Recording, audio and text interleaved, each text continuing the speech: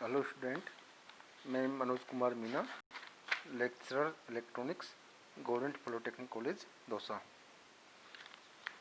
Student, हम लोगों ने इससे पहले वाली वीडियो में पढ़ा था कि कम्युनिकेशन क्या होता है और कम्युनिकेशन के जो 3 बेसिक बिल्डिंग ब्लॉक थे उसके बारे में पढ़ा था कि जो हमारा ट्रांसमीटर क्या है और ट्रांसमीटर के फंक्शन क्या हैं। उसके बाद रिसीवर क्या था और चैनल के भी 2 टाइप थे, एक हमारा वायर और एक वायरलेस। तो उनके बारे में हम लोगों ने जाना था और उसके बाद हम लोगों ने जाना था कि मॉड्यूलेशन क्या होता है और मॉड्यूलेशन की ज़रूरत क्या है। तो हम लोगों ने जो नीड ऑफ मॉड्यूलेशन है इसके 3 पार्ट पढ़े थे। पहला पढ़ा था कि मॉड्यूलेशन के द्वारा कैसे जो सिग्नल की मिक्सिंग है उसको अवॉइड किया जा सकता है। तो कैसे अवॉइड मिक्सिंग ऑफ सिग्नल, इसके बारे में जाना था। किस तरीके से हम लोग जो हमारा सिग्नल है उसकी जो मिक्सिंग है उसको अवॉइड कर सकते हैं, कि कैसे उसको जो हमारा मॉड्यूलेशन प्रोसेस है उसको वो कैसे ट्रांसलेट करता है डिफरेंट बेसबैंड सिग्नल पर एट डिफरेंट कैरियर फ्रिक्वेंसी। तो हमारा वो ओवरलैपिंग नहीं हो रही थी, तो उसको जाना था। दूसरा हम लोगों ने पढ़ा था कि किस तरीके से एक सेम चैनल से 2 या 2 से अधिक सिग्नल को ट्रांसमिट किया जा सकता है। तो allow mixing of signal, multiplexing of signal को जाना था। किस तरीके से हम लोग जो हमारा सिग्नल की मल्टीप्लेक्सिंग है उनको अवॉइड कर सकते हैं। और तीसरा हमने जाना था कि किस तरीके से जो हमारे एंटीना है, एंटीना की हाइट को किस तरीके से रिड्यूस कर सकते हैं। तो ये सारी चीज़ हम लोगों ने पढ़ी थी कि ये मॉड्यूलेशन की नीड के अंतर्गत था कि जो हमारा मॉड्यूलेशन है इसकी ज़रूरत क्या है। ये बहुत ज़्यादा महत्वपूर्ण है। कई बार आप लोगों के जो हमारे BTR का सिलेबस है इसमें सीधा पूछा जाता है और जो भी कॉम्पिटिशन की एग्ज़ाम है उसकी सीधा इंटरव्यू में पूछा जाता है कि हमारा जो मॉड्यूलेशन करते क्यों हैं। तो हम लोगों को वहाँ पर मॉड्यूलेशन की नीड बतानी है कि to avoid mixing of signal. और इसका जो प्रोसेस है डिटेल में वो मैं आप लोगों को पिछले वीडियो में बता चुका हूँ। तो एक बार यदि किसी को समझ नहीं आया तो वहाँ पर उस वीडियो में एक बार जाकर देख लें। दूसरा, अलाउ मिक्सिंग ऑफ सिग्नल, किस तरीके से मिक्स सिग्नल को मल्टीप्लेक्सिंग ऑफ सिग्नल को अलाउ कर सकते हैं कि एक चैनल से 2 या 2 से अधिक सिग्नल किस तरीके से भेज सकते हैं, वो भी मॉड्यूलेशन संभव बनाता है। तीसरा, जो हमारा एंटीना आप लोगों को याद होगा 5 किलोमीटर का एंटीना रहा था, उसको हम लोग कैसे 5 मीटर में कन्वर्ट किया था। तो एक तरीके से ये एंटीना की हाइट को तो रिड्यूस कर ही रहा है, एंटीना की कॉस्ट को भी रिड्यूस कर रहा है कि 5 किलोमीटर का एंटीना ये तो संभव नहीं है, ये तो बहुत ज़्यादा कॉस्टली और बहुत ज़्यादा कॉस्टली हो जाएगा। तो इसकी कॉस्ट को कम करने के लिए हम लोग क्या कर रहे हैं, ये भी हम लोगों को ये इसकी कॉस्ट को बस कम करने के लिए भी मॉड्यूलेशन सहायक है। अब हम लोग देखेंगे अगला नीड ऑफ मॉड्यूलेशन में इंक्रीज रेंज ऑफ कम्युनिकेशन। किस तरीके से हमारा जो कम्युनिकेशन है, कम्युनिकेशन की रेंज को हम लोग मॉड्यूलेशन के द्वारा बढ़ा सकते हैं। तो at low frequency the radiation is poor, जो हमारी लो फ्रिक्वेंसी होती है उसके ऊपर हमारी रेडिएशन बहुत ज़्यादा पुअर होती हैं। तो लो फ्रिक्वेंसी पर हमारी रेडिएशन पुअर होती हैं, तो हमारा जो सिग्नल होता है वो इजीली उसमें के अंतर्गत एटेन्यूएशन हो जाता है। तो हमारा जो सिग्नल होता है तो वो बहुत ज़्यादा लंबी डिस्टेंस पर जा नहीं पाता। अब इसके लिए हम लोगों को क्या मॉड्यूलेशन करेंगे, मॉड्यूलेशन करने से इसकी जो फ्रिक्वेंसी सिग्नल वो इंक्रीज होगी और फ्रिक्वेंसी ऑफ सिग्नल इंक्रीज होने से यह एक बहुत ज़्यादा डिस्टेंस तक ट्रेवल करेगा। तो इससे क्या होगा, सिग्नल की रेंज बढ़ेगी। तो हमारी लो फ्रिक्वेंसी हमारी पर पुअर सिग्नल होता है, पुअर सिग्नल के कारण ये इसमें एटेन्यूएशन बहुत जल्दी से होता है। एटेन्यूएशन बहुत जल्दी से होने के कारण ये बहुत ज़्यादा लंबी डिस्टेंस पर नहीं जा पाएगा। इसके लिए हम लोग इसका मॉड्यूलेशन के द्वारा इसका जो सिग्नल है, सिग्नल का फ्रिक्वेंसी को बढ़ाएंगे। सिग्नल के फ्रिक्वेंसी को बढ़ाने से इसका जो डिस्टेंस है वो ज़्यादा दूरी तक कवर कर पाएगा। इसको बोलते हैं इंक्रीज रेंज ऑफ कम्युनिकेशन। जो मैंने बोला है वही मैंने यहाँ पे लिखा हुआ है। At low frequency the radiation is poor and signal get highly attenuated. तो लो फ्रिक्वेंसी पर हमारा लो फ्रिक्वेंसी पर रेडिएशन हमारा पुअर होगा और सिग्नल जल्दी से उसके अंतर्गत एटेन्यूएशन हो जाएगा. So baseband signal can not be transmitted directly over longer distance. इसलिए हमारा जो बेसबैंड सिग्नल है उसको अधिक दूरी पर ट्रेवल करना संभव नहीं है. और modulation efficiency increases the frequency of signal. इसलिए हमारा जो मॉड्यूलेशन की एफिशिएंसी है वो सिग्नल की फ्रिक्वेंसी को बढ़ा देती है to be radiated and thus increase the distance over which signal is transmitted faithfully. अगला है improved quality of reception.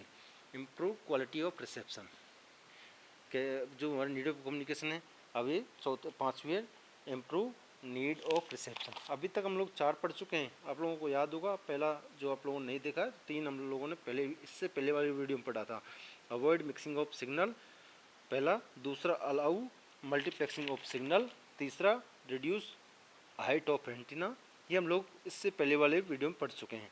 और अब अभी पढ़ा था इंक्रीज रेंज ऑफ कम्युनिकेशन. अब पाँचवा है इम्प्रूव क्वालिटी ऑफ रिसेप्शन. कैसे हम लोग जो हमारा रिसेप्शन है उसकी क्वालिटी को किस तरीके से इम्प्रूव कर सकते हैं.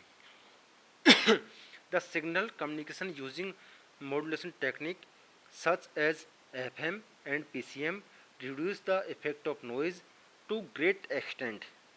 रिड्यूस इन द नॉइज तो इसके अंतर्गत इम्प्रूव क्वालिटी ऑफ रिसेप्शन. जो हमारा signal the signal communication using modulation technique. और जब हम लोग मॉड्यूलेटिंग सिग्नल के टेक्निक के द्वारा जो सिग्नल है उसका जो ट्रांसमिशन करते हैं, जैसे हम लोग करते हैं FM में करते हैं और हमारा जो PCM में करते हैं, जो FM में करते हैं और जो हमारा पल्स कोड मॉड्यूलेशन में करते हैं, उसके अंतर्गत जो हमारा नॉइज़ है, नॉइज़ का इफेक्ट बहुत ज़्यादा नॉइज़ का इफेक्ट बहुत ज़्यादा कम हो जाता है. नॉइज़ का इफेक्ट कम होने से हमारा जो क्वालिटी ऑफ रिसेप्शन है, क्वालिटी ऑफ रिसेप्शन इंक्रीज हो जाएगा. अब हम जानते हैं कि जो हमारा अगला चीज़ है कि जो मॉड्यूलेशन होता है, हम लोगों ने पिछली क्लास में जाना था कि जो modulation is the process of superimposing information content of baseband modulating signal on a high frequency signal by altering या changing its characteristics like amplitude, frequency and phase. और अगले तरीके से हमने इसकी परिभाषा पढ़ी थी कि modulation translate a low frequency base band signal into high frequency band pass signal.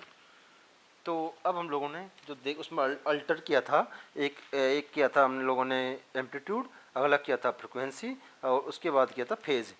तो जो एम्पलीट्यूड अल्टर करने से वो बन रहा था एम्पलीट्यूड मॉड्यूलेशन, फ्रिक्वेंसी से बन रहा था फ्रिक्वेंसी मॉड्यूलेशन और फेज से बन रहा था फेज मॉड्यूलेशन. अब हम लोग देखते हैं एम्पलीट्यूड मॉड्यूलेशन. एम्पलीट्यूड मॉड्यूलेशन क्या होता है, तो इसमें हम लोग देखते हैं कि इसकी जो डेफिनेशन है उसको 2 डोमेन में देखेंगे. पहला टाइम डोमेन, दूसरा फ्रिक्वेंसी डोमेन.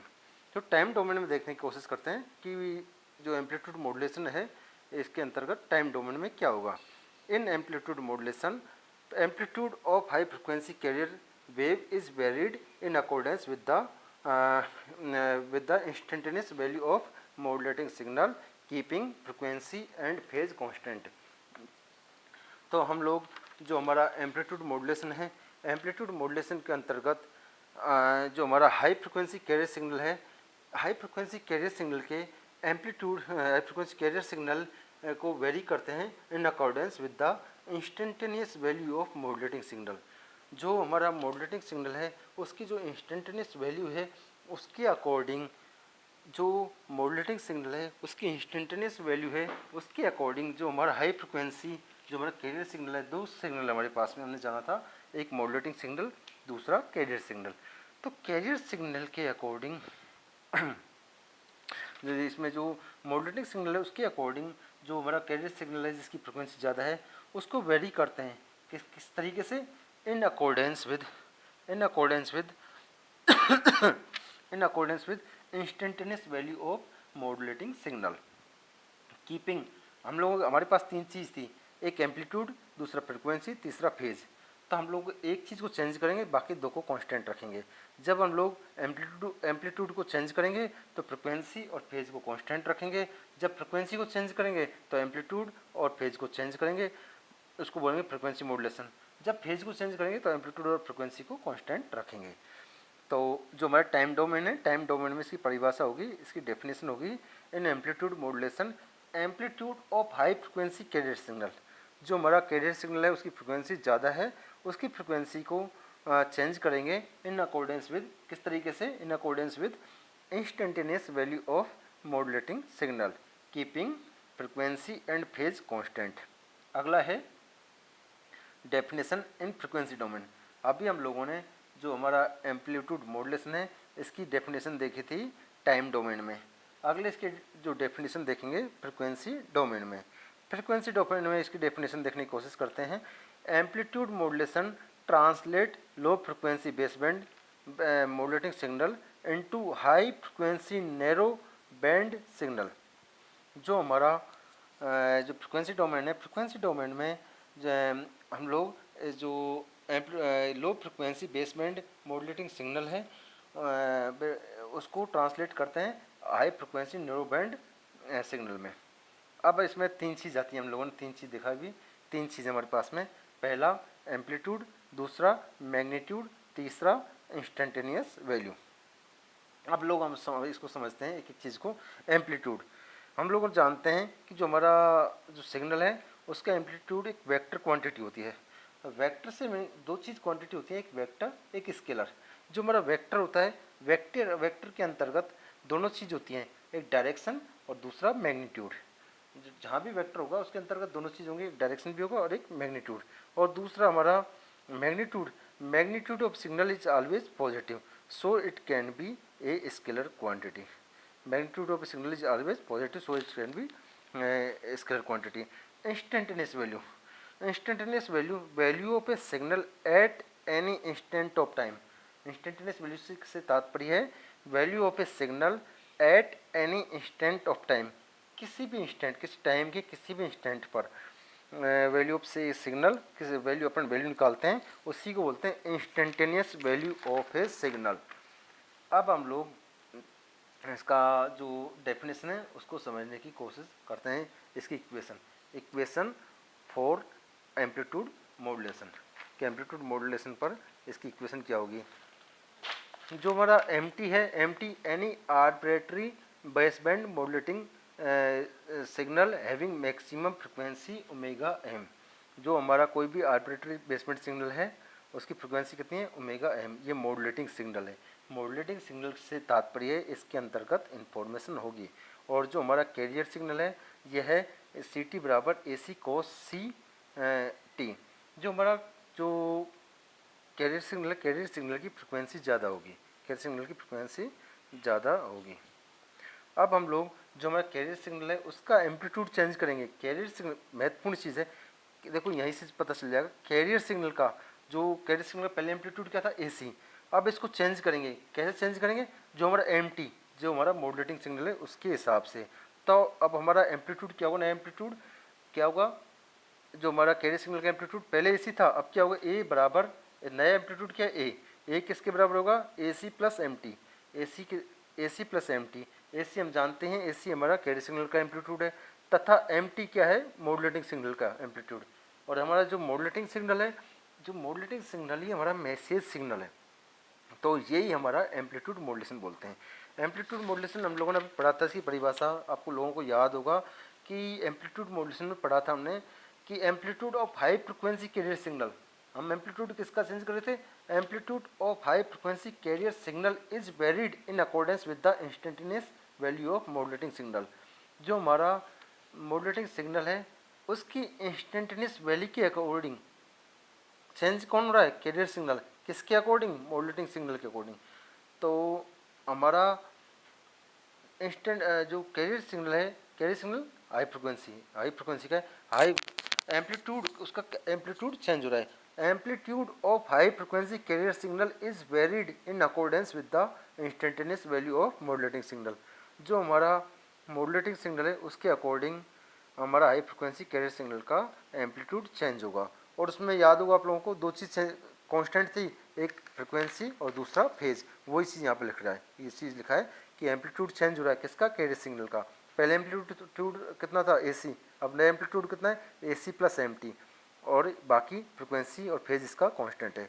यही हमारा जो ये आया एक्स, यही हमारा एम्पलीट्यूड सिग्नल कहलाता है। ये हमारा एम्पलीट्यूड सिग्नल है एक्स, जो हमारा एक्स AM/T, ये समीकरण है AC plus MT cos omega CT। अब इसको अंदर मल्टीप्लाई कर लेंगे तो ये हमारी इक्वेशन एम्पलीट्यूड मॉड्यूलेशन की है। अब हम लोग इसको आगे फ्रिक्वेंसी डोमेन में आगे देखेंगे, इसका फ्रिक्वेंसी डोमेन में इसका रिप्रेजेंटेशन आगे देखेंगे। आज की क्लास में को यहीं ख़त्म करते हैं। Thank you.